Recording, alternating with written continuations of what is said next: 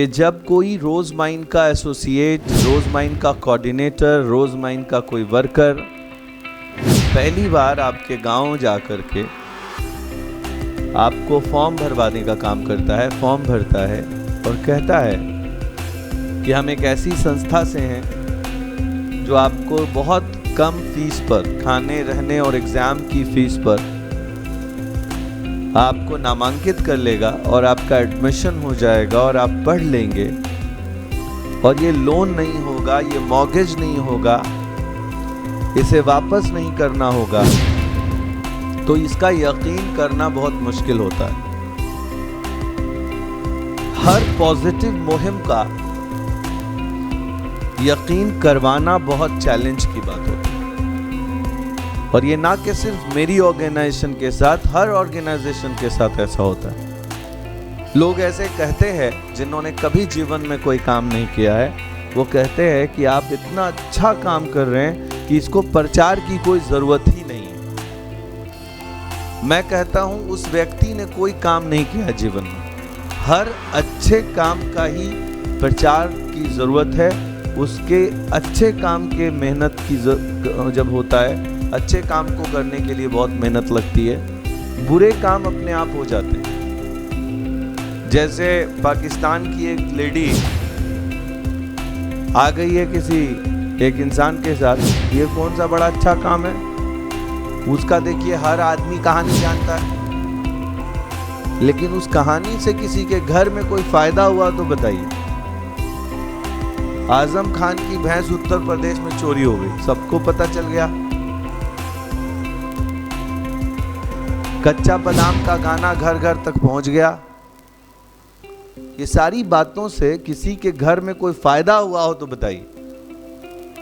लेकिन every year हजारों की तादाद में, और अब तक सिर्फ पढ़ रहे छात्रों की संख्या 27,000 के आसपास है और 27,000 परिवार को इतना बड़ा स्कॉलरशिप प्रोग्राम से जोड़ा गया। क्या किसी चैनल पे चला? क्या कभी किसी ने अपने उंगलियों को इतना हिम्मत दिलाया, दर्द दिया कि वो भी शेयर कर ले कुछ? इतने कमजोर मन का बच्चा है कि जिसके नामांकन हो गए हैं, जो पढ़ रहा है, वो भी अभी तक चैनल पे सब्सक्रिप्शन के लिए नहीं आया। दूसरे तो छोड़ ही दिए। तो ये काम सबसे चैलेंज का है। जो अच्छा काम होता है उसमें चैलेंजेस ज्यादा होते हैं। जैसे पल्स पोलियो अभियान, कितना बड़ा काम था। पल्स पोलियो अभियान जब चला तो बहुत बड़ा काम था वो। पूरे देश के कोने कोने तक 2 बूंद जिंदगी की, अमिताभ बच्चन का ये एक एडवर्टीजमेंट था।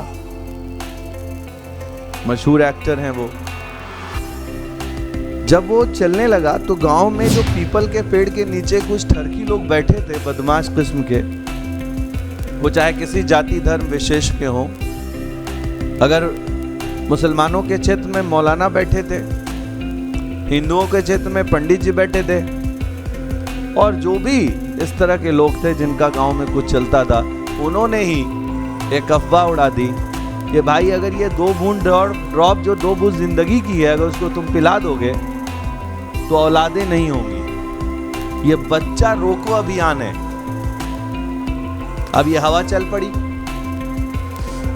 और फिर उस पर एक नया कैंपेन चलाना पड़ा टीचर के जरिए और दूसरे सभी लीडर्स के जरिए कि ऐसा कुछ नहीं है, ये पोलियो का अभियान है। तो जितना तेजी से पॉजिटिव मुहिम पहुंचाने के लिए मेहनत की गई, उससे ज्यादा तेजी से ये हर किसी को पता चल गया होगा, आप सभी को पता चल गया होगा ये वाला हादसा, कि भाई ये जो ड्रॉप है वो पोलियो का नहीं है बल्कि बच्चा रोकने का है। ये अभियान चल पड़ा और बहुत तेजी से, बिना प्रचार के, किसी टीवी पे भी नहीं आया, ये किसी टीवी पे ऐड भी नहीं आया, कोई इसके लिए अमिताभ बच्चन नहीं आए, कोई एक्टर को ये कहना नहीं पड़ा। बस एक ने सुना, वो हर किसी के घर में घूम घूम कर कहने लगा, जा करके उसने गांव गांव घूम घूम कर कह दिया।